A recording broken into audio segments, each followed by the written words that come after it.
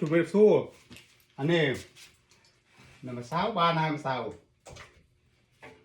នេះដកស្នុកវាមកហើយចាក់តាមនឹងទៅហ្នឹងហើយឥឡូវនេះរៀបចំចាក់នៅណា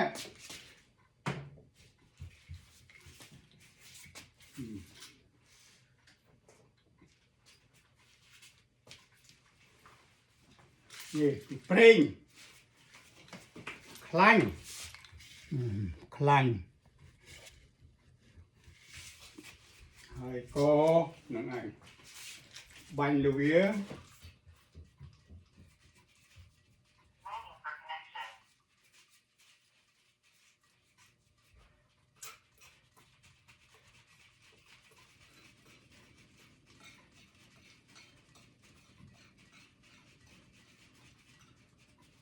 បាញ់លវាអញ្ចឹងទៅ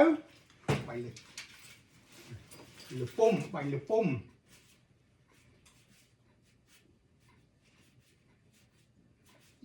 ំហើយនេះហើយក៏យើងចាប់ដើមចាក់នេះ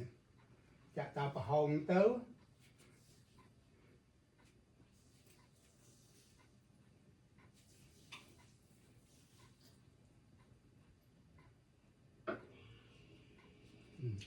ហើយនេះចាក់មួយទៀតនេះផ្នែកពុំអាមិញហ្នឹងគឺដូណាត់មកនេះពុំខ្មែរយើង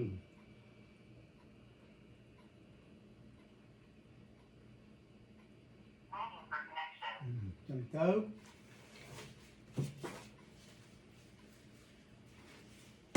ហើយក៏ក្របវាមកនេះក្របចឹងមកហើយរងចាំទៅបានហើយ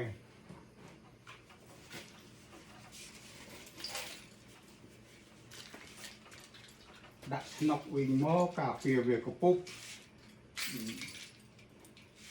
ចឹងចប់រងចាំ10ទៅ15នាទីគឺបានឆ្អិនហើយអរគុណព្រះអង្គហើយយើងញ៉ាំជាមួយនឹងកាហ្វេហ្នឹងទៅបានន័យថាលៀងព្រះអង្គម្ចាស់3ពេលមួយថ្ងៃ8 Lunch and Dinner អញ្ចឹងកុំភ្លេចអរព្រគុណដើម្បីបានពពោបានរស់នៅក្នុងព្រះគុណជារៀងរាល់ថ្ងៃគុណបានន័យថាគុណរបស់ព្រះអង្គជាអ្នកមានគុណលើយើងទោះបីយកផែនដីជាផ្ទាំងกระดาษទោះយកជាស្មៅជាប៊ិចជាស្លាបកាសរសេរទោះបីយកទឹកសមុទ្របូមជាទឹកខ្មៅហើយសរសេរលាតត្រដាងពីព្រះគុណក៏មិនអស់ដែរគឺមិនអស់បានន័យថាប្រគុណជាអសង្ខ័យយកអសង្ខ័យបានន័យថាអស់កាលអស់កាប់ត្រូវដឹងគុណព្រះជានិច្ចនោះបានប្រគុណបានពពកព្រះអង្គថែរក្សាយើងបានសុខភាពបានឯទៀតបានសុភមង្គលគ្រួសារប្រទេសជាតិកន្លែងសំខាន់គឺលើប្រទេសជាតិបានន័យថាសុជាតិសុបានន័យស្រឡាញ់ជាតិកំណើតស្រឡាញ់មាតុភូមិ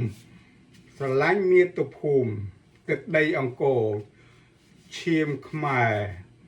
ពូជខ្មែរភាសាខ្មែរអរគុណព្រះអង្គគាត់ផ្លេះ